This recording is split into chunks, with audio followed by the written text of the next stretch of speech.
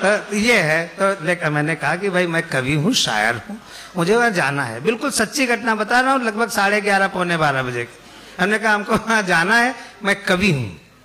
तो उन्होंने हमको देखा, बोले तुम कवि हो, देखने में तो आतंकवादी लगते हो।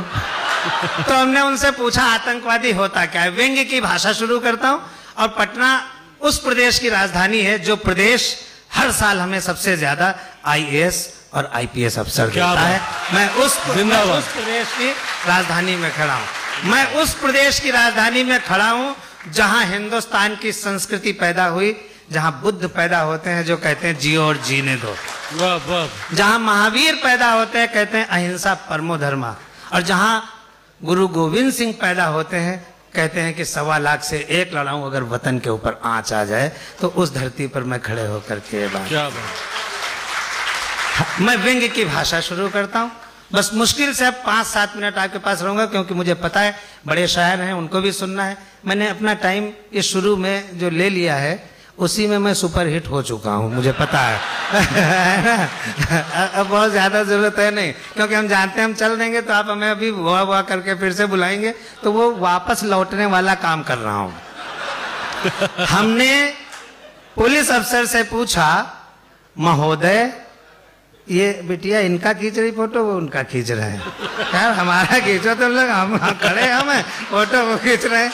हमने अक्सर देखा ये अच्छा मेरे साथ अक्सर ये होता है सर अक्सर ये होता है। मैं एक बार यहाँ गया, मैं आया कवि सम्मेलन में, तो मेरी फोटो खींची। बिल्कुल सच्चा किस्सा है अजहर इकबाल साहब, बिल्कुल भगवान कसम सच्चा।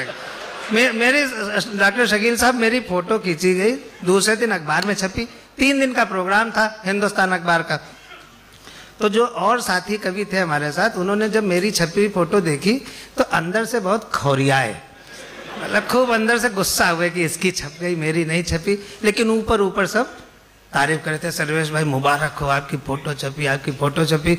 तो हम भी शुक्राने झुके जा रहे थे, अरे सर आपकी दुआएं हैं कर, ऐसे कहा जाता है। जबकि अंदर से हम कहते हैं जा बे मेरी छपनी थी। अंदर अंदर सब यही करते हैं। तो एक जने बोले कि सर्वेश मिठाई खिलाओ, सच्चा किस्सा बताते हैं, फिर मैं छोटी सी कविता सुना के बैठ जाऊंगा, वो सच्चा किस्सा।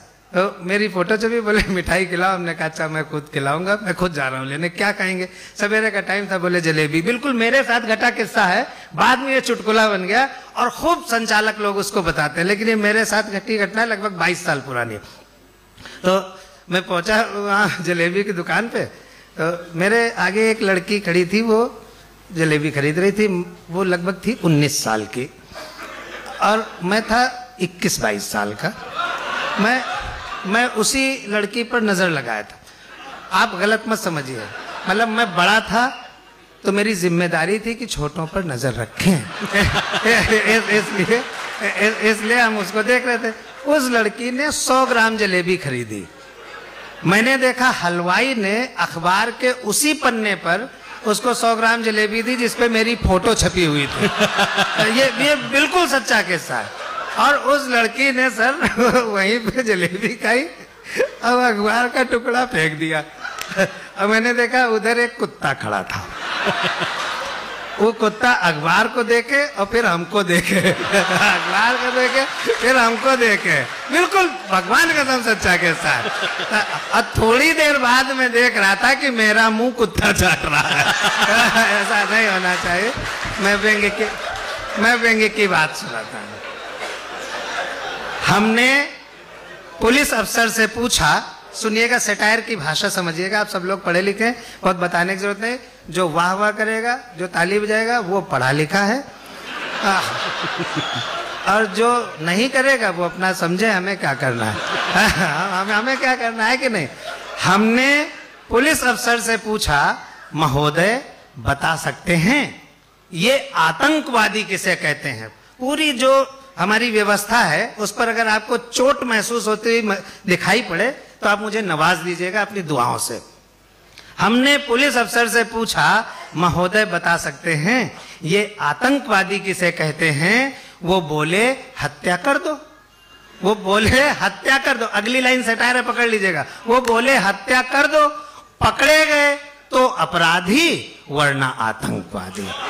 पकड़े गए तो अपराधी वरना आतंकवादी। मैं सर लखनऊ से आया हूँ लखनऊ राजधानी है, जैसे पटना राजधानी है बिहार की, ऐसे लखनऊ उत्तर प्रदेश की राजधानी है।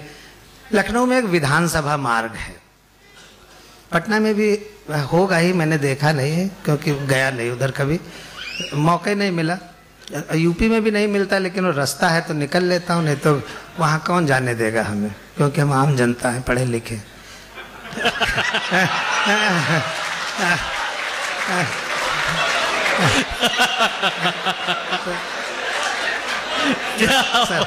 तो मैं लखनऊ में, सर्वेश भाई ये हिम्मत एक शायर ही कर सकता है। तो लखनऊ में विधानसभा मार्ग है। अभी हमारे यहाँ जब यूपी इलेक्शन हुआ उसके 1-1.5 महीने पहले मैं उधर से गुजर रहा था, तो मेरी मुलाकात हो जाती, कभी कोई नेता मिल गया, कोई मंत्री मिल गया, कोई डॉक्टर मिल गया, कोई कवि शायर मिल गया।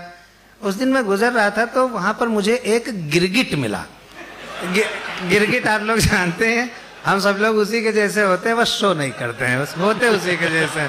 तो गिरगिट मिला, मैंने गिरगिट से छोटी सी बात की, नहीं ये भगवान का सब सच्चा है, नहीं बिल्कुल सच है। तो गिरगिट से हमने छोटी सी बात की। लखनऊ के विधानसभा मार्ग पर अगर इसको बड़ा सेटायर करना है, इसका वसी करना है इसका फलक, तो आइए इसको कहते हैं दिल्ली के राजपथ पर, तो ज्यादा बड़ा हो जाएगा, बस और कुछ नहीं। दिल्ली के राजपथ पर इधर से उधर और उधर से इधर और फिर इधर से उधर जा रहे गिरगिट नरेश से हमने पूछा, नरेश माने राजा, गिरगिटों का राजा, जुड़े रहिएगा, अंतिम पंक्ति पे ठहाके ताली जो मनो कीजिएगा। गिरगिट नरेश से हमने पूछा, गिरगिट जी बता सकते हैं अपने और दल बदलू नेता के बीच आपसी संबंध को तुलनात्मक रूप से समझा सकते हैं? तुलनात्मक मतलब the comparative study between the two.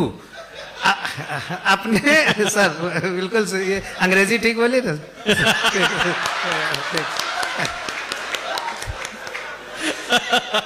महोदय बता सकते हैं अपने और दल बदलू नेता के बीच आपसी संबंध को तुलनात्मक रूप से समझा सकते हैं?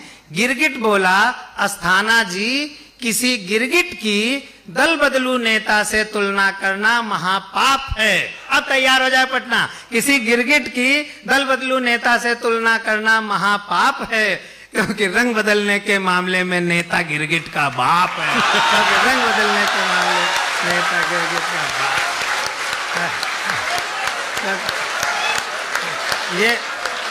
ये क्या बात है भाई, वाह वाह। देखिए सर, मैं हाथ जोड़कर भगवान कसम खाकर कह रहा हूँ, ये सब मैं उत्तर प्रदेश के नेताओं के लिए कह रहा हूँ। मेरा नहीं, भगवान कसम, भगवान कसम। एक क्षण का और सुनिएगा, एक क्षण का और सुनिएगा। हम अपने मित्र दरोगा जी के घर गए। मैं एक बात बता दूं, पढ़ा लिखा व्यक्ति हूं, आप सब लोग ही पढ़े लिखे। ये जो नेता है, पुलिस है, इंजीनियर है, डॉक्टर है, इन्हीं पर व्यंग्य क्यों किया जाता है, सैटायर इन पर क्यों किया जाता है? क्योंकि ये सोसाइटी को गवर्न करते हैं। जिनके पीछे सोसाइटी चलती है उन्हीं पर सैटायर किया जा सकता है। क्या बात है। किसी मजदूर पर कभी कोई व्यंग्य नहीं हो सकता, किसी किसान पर कोई सैटायर नहीं हो सकता, किसी रिक्शे वाले पर कोई सैटायर नहीं हो सकता। तो जो इस तरह के बड़े लोग यहाँ बैठे हैं, अगर व्यंग्य उनके ऊपर लागू होता है तो अपने को सुधारें। नहीं, ये मैं गंभीरता से बात कर रहा हूँ, बहैसियत एक कवि। अगर उनके ऊपर लागू होता है तो अपने को सुधारें, अगर नहीं लागू होता है तो खूब मस्ती लेकर ठहाके लगाएं और उन लोगों को देखें जो ऐसा करते हैं। ये क्या बात।